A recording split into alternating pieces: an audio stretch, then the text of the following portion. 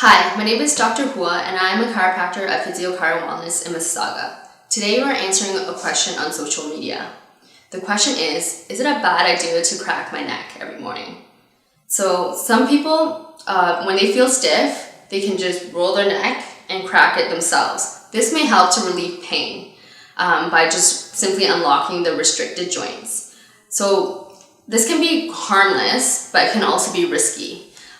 Because there's so many different structures in the neck, including blood vessels, nerves, and joints. If not done properly, this may cause strain or even damage. So it is highly recommended that you get assessed by a health professional.